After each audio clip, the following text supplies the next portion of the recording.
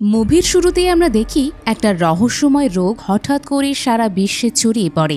মাত্র কয়েকদিনের মধ্যে পৃথিবীর ৯৯% মানুষ মারা যায়। তবে সবচেয়ে আশ্চর্যের বিষয় ছিল এই রোগে কেবল পুরুষরাই আক্রান্ত হয়ে মারা যাচ্ছিল, নারীদের উপর এর কোনো প্রভাব পড়ছিল না। ফলে কয়েক মাসের মধ্যেই পৃথিবীর থেকে প্রায় সব পুরুষ বিলুপ্ত হয়ে যায়। এভাবেই রোগটি ছড়িয়ে পড়ার ৮ বছর পর পৃথিবীতে এখন শুধু নারীরাই অবশিষ্ট রয়েছে। এরপর নিউজিল্যান্ডে আমরা ওয়েলনেস নামে একটা সংস্থা দেখি যারা পুরো দেশ নিয়ন্ত্রণ করছিল। পুরুষদের বিলুপ্তির পর এর প্রধান নেত্রী লেন সবকিছু নিয়ন্ত্রণের দায়িত্ব নেন। তার কাছে থাকা শেষ পুরুষদের বীজের অর্থাৎ পুরুষদের দান করা শুক্রাণু বা স্পার্ম ব্যাংকে ছিল। সেটির সাহায্যে এই ওয়েলনেস গ্রুপটি সবচেয়ে শক্তিশালী হয়ে ওঠে, কারণ পুরুষদের বিলুপ্তির পর কেবল এই বীজের মাধ্যমে জনসংখ্যা বাড়ানো সম্ভব ছিল। আর এখন এই বীজগুলো নারীদের কাছে বিশ্বের সবচেয়ে দামি বস্তুতে পরিণত হয়েছে। যেহেতু বীজের সংখ্যা খুবই সীমিত, তাই এই ওয়েলনেস গ্রুপ প্রতি বছর একটা লটারির আয়োজন করে, যেখানে বিজয়ী মহিলারা মা হওয়ার সুযোগ পান। এই নারীদের মধ্যে একজন ছিলেন জেমি,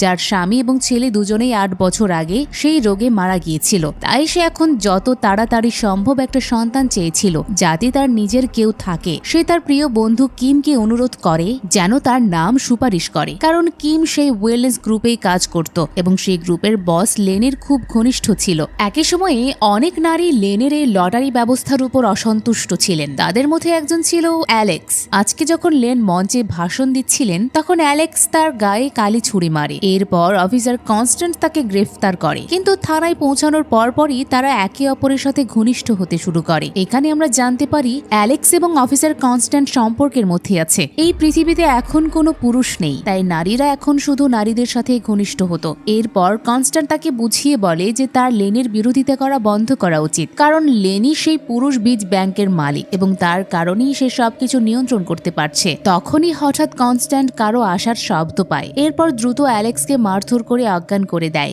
যাতে তাদের এই সম্পর্কের বিষয়ে কেউই জানতে না পারে। অন্যদিকে আজকে লটারিতে জেমির নাম আসে, যার কারণে সে খুবই খুশি হয়। পরে জেমি যখন কিমকে তার খামার দেখাতে নিয়ে আসে, তখন অফিসার কনস্ট্যান্ট সেখানে অ্যালেক্সকে বাড়িতে নামিয়ে দিতে আসে এবং তাকে শাস্তি হিসেবে ঘুমের ওষুধ দিয়েছিল, যার কারণে সে এখন অনেকদিন নেশাগ্রস্ত অবস্থায় থাকবে। পরের দিন জেমি বীজ ব্যাংকে যায়, যাতে সে তার শরীরে বীজ ইনজেক্ট করতে পারে। কিন্তু সেখানে ভিভা নামে এক মহিলার সাথে তার দেখা হয়, যে তাকে জানায় লটারি জেতার পরও সে গর্ভাবস্থার দ্বিতীয় পর্যায়ে পৌঁছাতে পারেনি, কারণ তার শরীর আর গর্ভধারণে সক্ষম ছিল না। বীজ ইনজেক্ট করার সময় জেমি নিজেও খুব নার্ভাস ছিল। সে ভাবছিল তাকেও হয়তো এই সমস্যার মুখোমুখি হতে হবে। অন্যদিকে কিম যখন অফিসে কাজ করছিল, তখন সে ভুলবশত লেনের কথা শুনে ফেলে। সেখানে লেন তার ডাক্তারকে একান্তে বলছিল যে আমাদের কাছে একটা সম্পদ আছে, যার সাহায্যে আমরা চিরকাল এই বিশ্ব শাসন করতে পারবো। কিন্তু তখনই সে কিমকে সেখানে দেখে ফেলে এবং ডাক্তারকে বাইরে পাঠিয়ে কিমকে হুমকি দিতে শুরু করে যে ভবিষ্যতে যদি সে লেনের কোনো ব্যক্তিগত কথা শোনে, তবে তার ফল ভালো হবে না। এখন ৫ দিন পর অ্যালেক্স স্বাভাবিক হয়। এরপর সে বন্ধুদের সাথে দেখা করতে বাইরে যায়। সন্ধ্যায় যখন জেমি এবং কিম বাড়ি ফিরে আসে, তখন তারা দেখে অ্যালেক্স সেখানে নেই। তারা দুজনেই চিন্তিত হয়ে পড়ে যে অ্যালেক্স হয়তো আবার কোনো ঝামেলা তৈরি করবে। এরপর তারা দ্রুত গাড়ি বের করে তাকে খুঁজতে বের হয়। কিন্তু এই সময়ে তাড়াহুড়োর কারণে কারোর একটা গাড়ির সাথে তাদের সংঘর্ষ হয়। তারা দুজনেই ভয় পেয়ে গাড়ি থেকে নেমে দেখে ওইটা অ্যালেক্স কিনা, কিন্তু তখনই অ্যালেক্স তাদের পেছনে আসে। এরপর তারা যখন সেই ব্যক্তিকে দেখে, তখন তারা নিজেদের চোখে বিশ্বাস করতে পারছিল না, কারণ সেখানে একজন পুরুষ ছিল। এরপর তারা ৩ জন দ্রুত তাকে তুলে পেছনের ট্রাকে নিয়ে চিকিৎসা শুরু করে, যাতে অতিরিক্ত রক্তক্ষরণের কারণে সে মারা না যায়। ইতিমধ্যে কিম সেই লোকটির দিকে তাকিয়ে বলে আমাদের এটি ওয়েলনেস গ্রুপকে জানানো উচিত, কিন্তু বাকি দুজন জানাতে নিষেধ করে, কারণ তারা জানতো লেন খুবই লোভী মহিলা। জেমি ভাবে এই পুরুষটিকে প্রথমে নিজের জন্য ব্যবহার করবে, যার জন্য এই লোকটিকে তার বাড়ির পেছনে লুকিয়ে রাখতে হবে এবং একই সাথে খেয়াল রাখতে হবে যাতে কেউ এটি জানতে না পারে। কিন্তু সকাল হতেই তাদের সামনে আরো একটা সমস্যা দেখা দেয়।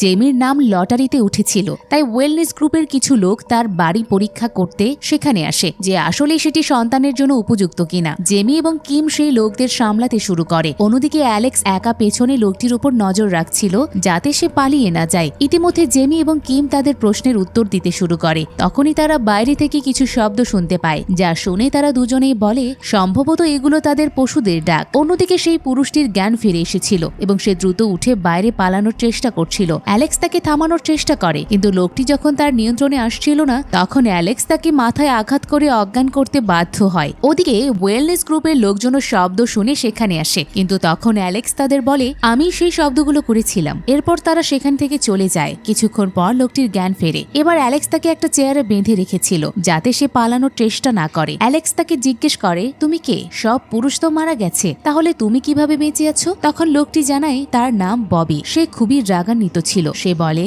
আমাকে এখন এখান থেকে চলে যেতে হবে, না হলে আমার জীবন বিপদে পড়তে পারে। কিন্তু অ্যালেক্স বলে আমার প্রশ্নের উত্তর না দিয়ে তুমি কোথাও যেতে পারবে না। অন্যদিকে জেমি যখন ডাক্তারের ক্লিনিকে যায় তখন সে দুঃসংবাদ পায় যে সে এখনো গর্ভাবস্থার দ্বিতীয় পর্যায়ে পৌঁছায়নি। তাই সে কাঁদতে কাঁদতে তার বন্ধু কিমকে সুপারিশ করতে বলে। কিম তাকে কথা দেয় যে সে অবশ্যই চেষ্টা করবে। এরপর কিম লেনের কাছে গিয়ে তাকে অনুরোধ করে জেমির রিপোর্টটি আরো একবার দেখতে, কারণ তার মতে জেমি একজন যোগ্য প্রার্থী এবং রিপোর্টে হয়তো কোনো ভুল হয়েছে। কিছু সময় পরিদর্শনের পর লেন কিমকে বলে জেমি কখনোই মা হতে পারবে না, তাই তার এই আশা এখন ছেড়ে দেওয়া উচিত। এদিকে জেমি একজন ডাক্তারের কাছ থেকে জানতে পারে যে তার শরীর স্বাভাবিক, কিন্তু ওপরের মহলে এখন কেউ আছে যে চায় না জেমি মা হোক। অন্যদিকে ববি এখন অ্যালেক্সের সাথে কথা বলতে রাজি হয়। সে বলে শুধু আমিই নই, আমার মতো আরো কিছু মানুষ বেঁচে আছে, কারণ সেই সময় আমরা ওই রোগে আক্রান্ত হইনি। কিন্তু তারপর অনেক নারী আমাদের ধরতে শুরু করে, কারণ তারা আমাদের শুধু সন্তান জন্ম দেওয়ার যন্ত্র বানাতে চেয়েছিল। তাই এখন আমার মতো বেঁচে থাকাদের লুকিয়ে থাকতে হয়।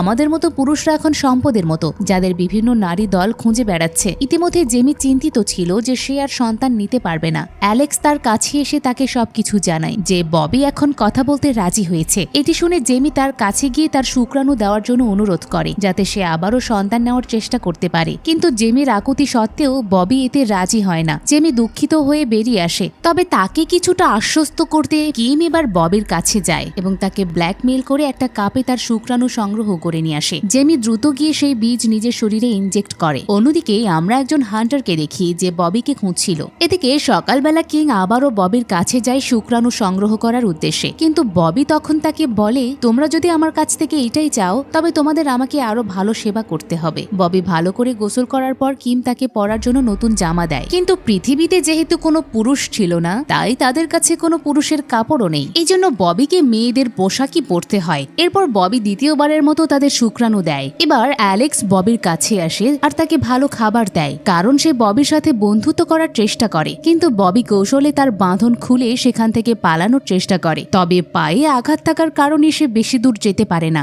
যার ফলে তাকে আবারও ফিরে আসতে হয়। এরপর ববি অ্যালেক্সকে বলে একজন লোক তাকে একটা গোপন জায়গায় আসতে বলেছিল যেখানে তাদের একটা নিরাপদ বাংকার আছে। আসলে ববির সাথে একজন বন্ধু ছিল, কিন্তু সে ধরা পড়ে গেছে। এখন তার কাছে শুধু একটা সিম কার্ড আছে যেটি দিয়ে ওই জায়গার লোকেশন জানা যাবে। এরপর অ্যালেক্স তাকে বলে আমি তোমাকে ওই ঠিকানায় পৌঁছাতে সাহায্য করব। ইতিমধ্যে জেমির মনে পড়ে যায় যে সে দ্বিতীয়বার শুক্রাণু ইনজেক্ট করেছে। তখন তার সেই মহিলা ভিভার কথা মনে পড়ে যে মা হতে পারেনি কারণ দ্বিতীয় ধাপের পর তার গর্ভধারণ বন্ধ হয়ে গিয়েছিল। তাই সে ববির অবশিষ্ট শুক্রাণু নিয়ে ভিভার বাড়ির সামনে একটা পরিচয়হীন চিরকুট সহ রেখে আসে। পরদিন সকালে অ্যালেক্স তার মায়ের পুরনো ফোনটি ববির কাছে নিয়ে আসে এবং সেই ফোনটিতে ববির সিম কার্ডটি প্রবেশ করায়, কিন্তু সেখানে শুধু রাইট নামে একটা মেসেজ ছিল। এদিকে অফিসে কিম লক্ষ্য করে জেমি ভিভার বাড়ির বাইরে যে শুক্রাণু রেখে এসেছিল ভিভা সেটি তুলে লেনের কাছে নিয়ে এসেছে, কিন্তু লেন ভেবেছিল ভিভা এখান থেকে শুক্রাণু চুরি করেছে, তাই তাকে শাস্তি দেওয়া হয়। কিম দ্রুত জেমিকে ফোন করে সব জানায়। এরপর যখন সে বাড়িতে আসে তখন দেখে ওয়েলনেস কোম্পানির অফিসাররা সেখানে তল্লাশি করতে এসেছে। তারা তিনজন ববিকে আড়ালে লুকিয়ে রাখে। তখন কিম জেমির উপর চিৎকার করে যে তার ওভাবে শুক্রাণু ফেলে রাখা ঠিক হয়নি। লেনের মনে সন্দেহ জাগে যে বাইরে হয়তো কোনো পুরুষ আছে। তখন ববির সিমে একটা অজানা নাম্বার থেকে কল আসে এবং সে অবশেষে সেই নিরাপদ জায়গার লোকেশন পায়। অন্যদিকে হান্টারও সেই লোকেশন পেয়ে যায়। সাথে সাথে হান্টার সেই দিকে রওনা দেয়। এদিকে তারা চারজন কিমের গাড়িতে সেই লোকেশন পৌঁছায়, কিন্তু সেখানে কেউই ছিল না। তারা এই আশায় অপেক্ষা করতে থাকে যে হয়তো কেউ ববিকে নিতে আসবে, কিন্তু 5 ঘন্টা অপেক্ষা করার পরও কেউ না আসায় ববি ও অ্যালেক্স গাড়ি থেকে নেমে কিছুক্ষণ বিশ্রাম নেওয়ার সিদ্ধান্ত নেয়। তখনই অ্যালেক্স দেখে হান্টার তাদের দিকে আসছে। অ্যালেক্স দ্রুত গাড়িতে উঠে সেখান থেকে পালানোর চেষ্টা করে, কারণ হান্টার ববিকে ধরতে এসেছিল। ববি বুঝতে পারছিল না কিভাবে হান্টার তার লোকেশন জানতে পারলো। সেখান থেকে পালিয়ে তারা একটা মেলায় যায়। ববিকে অন্য নারীদের হাত থেকে রক্ষা করার জন্য তাকে পুরোপুরি ঢেকে একটা ম্যাসকট হিসেবে সাজিয়ে ভিড়ের মধ্যে নিয়ে যায়। তখন জেমির হঠাৎ বমি শুরু হয়, যার অর্থ ভাবছিল সে অবশেষে গর্ভবতী হয়েছে। মেলার অনেক মেয়ে কিমকে চিনে ফেলে, তাই তাকে তাদের সাথে কাজ করতে হয়। ইতিমধ্যে সে দেখে হান্টার ও ববির খোঁজে সেখানে চলে এসেছে। ববি পালিয়ে গিয়ে একটা আয়না ঘরে লুকায় এবং তারা তিনজন তাকে বাঁচাতে তার পেছনে যায়, কিন্তু সেখানে গিয়ে তারা তিনজনই পথ হারিয়ে ফেলে। জেমি খুবই খুশি ছিল যে সে ববির কারণে গর্ভবতী হয়েছে। তখনই হান্টার ববিকে ধরে অজ্ঞান করে সাথে নিয়ে যায়। এখন তাদের তিনজনকে যেভাবেই হোক ববিকে বাঁচাতে হবে। তারা অনেক কষ্টে আয়নাঘর থেকে বেরিয়ে এসে দেখে হান্টার ববিকে তার গাড়িতে তুলতে যাচ্ছে। জেমি সবার আগে দৌড়ে গিয়ে হান্টারের গাড়িতে লুকিয়ে পড়ে। অন্যদিকে অ্যালেক্স এবং কিম তাদের গাড়ির পিছু নেয়। গাড়ির ভেতরে জেমি এমন কিছু খুঁজতে থাকে যেটি ব্যবহার করে সে হান্টারকে আক্রমণ করে ববিকে মুক্ত করতে পারবে, যেখানে জেমি একটা অ্যানেস্থেসিয়া ইনজেকশন পায়। কিছুক্ষণ পর হান্টার একটা তেলের স্টেশনে গাড়ি থামিয়ে ববিকে নিয়ে ভেতরে যাওয়ার চেষ্টা করে। তখন জেমি হাতে একটা বেলচা নিয়ে ববিকে উদ্ধার করতে এগিয়ে যায়। ধস্তাধস্তির সময় জেমি হান্টারের দিকে অ্যানেস্থেসিয়া ইনজেকশন ছুড়ে মারে। একটা ইনজেকশন হান্টারের গায়ে লাগে, যার ফলে সে অজ্ঞান হয়ে যায়। এরপর জেমি ববিকে হান্টারের গাড়িতে তুলে ফিরে যাওয়ার প্রস্তুতি নেয় এবং তাকে জানায় সে তার কারণেই গর্ভবতী হয়েছে। এরপর তারা চারজন একটা নদীর কাছে জড়ো হয়। এখানে তারা ভাবছিল যে হান্টার ববিকে অজ্ঞান করে কোথায় নিয়ে যাচ্ছিল। এরপর তারা সবাই আবার সেই নিরাপদ লোকেশনের দিকে যেতে থাকে, কিন্তু একটু এগোতেই ওয়েলনেস গ্রুপের গার্ডরা এসে তাদের ধরে ফেলে। আসলে এই সবটাই কিমের কাজ ছিল। লেন তখন কিমকে ববের তথ্য দেওয়ার বিনিময়ে একটা বিলাসবহুল রুমের প্রস্তাব দেয়। অন্যদিকে অ্যালেক্স এবং জেমিকে একটি পুরনো ঘরে বন্দী করা হয়। এরপর অ্যালেক্স লেনকে বলে জেমি গর্ভবতী, কিন্তু লেন বিষয়টিকে একেবারে গুরুত্ব দেয় না, বরং জানিয়ে দেয় তাদেরকে জেলেই থাকতে হবে। কিছুক্ষণ পর অফিসার কনস্ট্যান্ট যখন তাদের নিতে আসে তখন সে খুবই বিষণ্ণ ছিল, কারণ সে বারবার অ্যালেক্সকে লেনের বিরুদ্ধে না যেতে বলেছিল, কিন্তু অ্যালেক্স স্পষ্ট জানিয়ে দেয় অন্যায়কে সে কখনোই সমর্থন করবে না। এদিকে নিচে ববির পুনর্মিলনী উপলক্ষে একটা পার্টি চলছিল। সেখানে কিমও একটি আকর্ষণীয় পোশাক পরে উপস্থিত হয়, তবে নিজের বন্ধুদের সাথে বিশ্বাসঘাতকতা করায় তার খুবই খারাপ লাগছিল। ববি কিমকে দেখে তাকে গালি দিতে শুরু করে। ঠিক তখনই লেন সেখানে এসে প্রশ্ন তোলে, আমরা কেন ববির কাছ থেকে প্রথম শুক্রাণু সংগ্রহ করছি না? তারা সবাই ববিকে রাজি করানোর চেষ্টা করে, কিন্তু ববি সম্মত না হওয়ায় তারা জোরপূর্বক চাপ সৃষ্টি করতে শুরু করে। অফিসার কনস্ট্যান্ট পেছন থেকেই দেখছিলেন যে ববির সাথে কতটা অন্যায় করা হচ্ছে। লেন কিমকে আদেশ দেয় এই কাজটি করার জন্য, কিন্তু কিমও এখন রেগে লেনের উপর চিৎকার করে বলে, আপনি কত বড় একজন অপদার্থ নেতা। এরপর লেনের আদেশে কিমকেও গ্রেফতার করা হয় এবং ডাক্তারকে আদেশ দেওয়া হয় তাদের তিনজনকে নেশা জাতীয় ওষুধের এমন ডোজ দিতে যাতে তারা সারা জীবনের জন্য আসক্ত হয়ে পড়ে। অফিসার কনস্ট্যান্ট এটি শুনে খুবই খারাপ অনুভব করে। সে ডাক্তারকে ওষুধ আনতে বাইরে পাঠায় এবং ডাক্তার ফেরার সাথে সাথে তাকে অজ্ঞান করে অ্যালেক্স ও জেমিকে মুক্ত করে। কনস্ট্যান্ট অ্যালেক্সকে বলে তাকেও আঘাত করে অজ্ঞান করে দিতে, যাতে মনে করা হয় তারা তিনজন অফিসার ও ডাক্তারকে মেরে পালিয়েছে। এরপর অ্যালেক্স কনস্ট্যান্টকে অজ্ঞান করে সেখান থেকে পালিয়ে যায়। ইতিমধ্যে কিম তাদের কাছে বারবার ক্ষমা চাচ্ছিল, কিন্তু অ্যালেক্স এবং জেমি তাকে এত সহজে কিভাবে ক্ষমা করবে, কারণ ববি তখনও লেনের হেফাজতে ছিল। তাই তারা ববিকে মুক্ত করতে একসাথে কাজ করার সিদ্ধান্ত নেয়। এরপর যখন লেন ববিকে নিয়ে যাচ্ছিল তখন সামনের একটা গরুর কারণে তাকে গাড়ি থামাতে হয়। এই সুযোগে কিম প্রথমে লেনকে অজ্ঞান করে। এরপর ভেতরে অ্যালেক্স ববিকে মুক্ত করতে শুরু করে, কিন্তু লেন জ্ঞান ফিরে পেয়েই ববির দিকে বন্দুক তাক করে। তারা তিনজন ববিকে বাঁচাতে তার সামনে দাঁড়ায়। তখন কিম লেনের হাতে কামড় বসিয়ে দেয়। এতে লেনের হাত থেকে বন্দুকটি পড়ে যায় এবং তারা তাদেরকে অচেতন করে ফেলে। ইতিমধ্যে ববি তাদের কাছ থেকে পালিয়ে সেই নিরাপদ লোকেশনে পৌঁছে যায়। প্রথমে সেই ভবনের সব দরজা বন্ধ ছিল, কিন্তু ববির মুখ শনাক্ত করার পর একটা দরজা খুলে যায়, যেখানে ববি প্রথমে প্রবেশ করে এবং বাকি তিনজন মেয়েও তার পিছু নেয়। তাদের দেখে হান্টারও সেখানে আসে। তারা তিনজন হান্টারকে অনুরোধ করে ববিকে না মারতে। তখন হান্টার তাদের বলে, আমি ববিকে রক্ষা করতে এসেছি। সে জানায়, আমি পৃথিবীর অবশিষ্ট পুরুষদের বাঁচানোর চেষ্টা করি। সে আরো জানায় পুরুষদের কাছে একটা ভুয়া মেসেজ পাঠানো হয় যে এটি একটি নিরাপদ বাংকার, কিন্তু এটি আসলে তাদের ধরার একটা ফাঁদ। এজন্যই আমি শুরু থেকেই ববিকে এখানে আসতে বাধা দিচ্ছিলাম, কিন্তু তোমরা আমাকে কিছু বলার সুযোগই দাওনি। এখন চারিদিকে অ্যানেস্থেসিয়া গ্যাস ছেড়ে দেওয়া হয়। হান্টার ববি এবং মেয়েদের একটা ভেন্টিলেশন ভেন্টের ভেতরে ঠেলে দিয়ে অজ্ঞান হওয়া থেকে বাঁচায়, কিন্তু এই সময় সে নিজে সেখানে আটকে পড়ে। এরপর তারা চারজন ভেন্ট ভেঙে নিচে আসে, কিন্তু সামনে এমন কিছু দেখতে পায়